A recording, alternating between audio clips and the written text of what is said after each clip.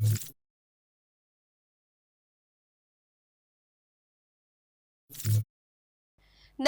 હું છું પ્રિયા અને તમે જોઈ રહ્યા છો જનતા કી જાણકારી ન્યૂઝ। નજર કરીએ આજના સમાચાર। એસોસિએશન ઓફ ઇન્ડિયન જર્નલિસ્ટ ભારતીય પત્રકાર સંઘમાં પત્રકાર નિમણૂક લેટર આપી સન્માનિત કરવામાં આવ્યા। એસોસિએશન ઓફ ઇન્ડિયન જર્નલિસ્ટ ભારતીય પત્રકાર સંઘના રાષ્ટ્રીય અધ્યક્ષ સુનિલભાઈ સોનવડે તેમજ રાષ્ટ્રીય અધ્યક્ષ મહાસચિવ શ્વેતા સોનવડે તથા ભારતીય પત્રકાર સંઘના ગુજરાત પ્રદેશ પ્રમુખ હનીફભાઈ ચોથિયા તેમજ રાજુભાઈ પટેલ આજે નવસારી જિલ્લાના નવસારી શહેરના લોકલાડીલા વકીલ શ્રી પ્રતાપભાઈ મૈલાને ભારતીય પત્રકાર સંઘમાં નિમણૂક લેટર આપી સન્માન કરવામાં આવ્યું છે। આપણા લોકલાડીલા પ્રતાપભાઈ મૈલાને રાષ્ટ્રીય અધિવક્તા તરીકે નિમણૂક કરવામાં આવ્યા છે। આપણા વકીલ શ્રી પ્રતાપભાઈ મૈડાને ફૂલહાર પહેરાવી સન્માનિત કરવામાં આવ્યા છે।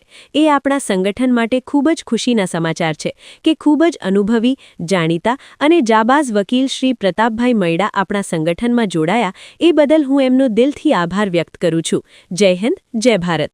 રિપોર્ટર સુનિલ ગાંજાવાલા, સુરત।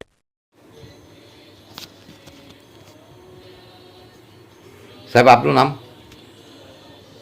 મારું નામ એડવોકેટ પ્રતાપસિંહ કિશોરસિંહ મહિડા।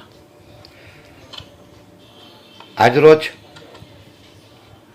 અમે એસોસિએશન ઓફ ઇન્ડિયન જર્નલિસ્ટ ભારતીય પત્રકાર સંઘના મારા રાષ્ટ્રીય અધ્યક્ષ સુનિલભાઈ સોનવડે, ગુજરાત પ્રદેશ પ્રમુખ હનીફભાઈ ચોથિયા, રાજુભાઈ પટેલ,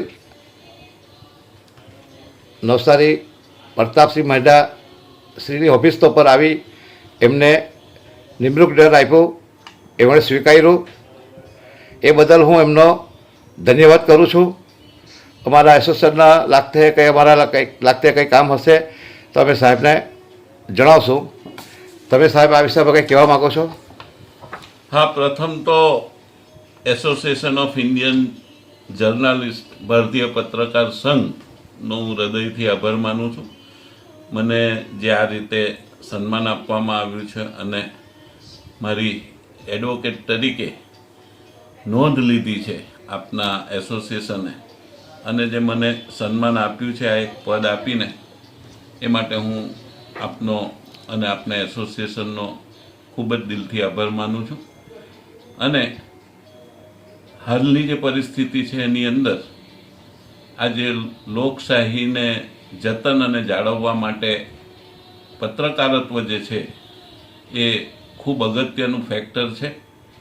એ માટે એની અંદર લોકશાહીને બચાવવા માટે લોકોની જે પ્રશ્ન છે, લોકોની જે તકલીફ છે, એને આપણે ઉજાગર કરીએ બધા સાથે મળીને, અને લોકશાહીનું જતન કરીને આ દેશને વિકાસના માર્ગે દોરી જઈએ, અને એની અંદર આપણે તમામ સૌ ભેગા થઈ લોકોના પ્રશ્નોને ઉજાગર કરી છેવાડાનો જે માણસ છે, જે ગરીબ કચરાયેલો વર્ગ છે, એને પણ ન્યાય મળે, એને પણ લોકશાહી જે છે, આપણી જે આઝાદી છે એના ફળ ચાખવાના મળે।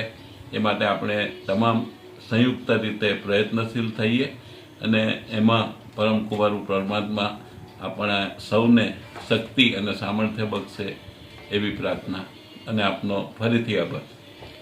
ઓકે સાહેબ, થેન્ક યુ। જય હિન્દ, જય ભારત।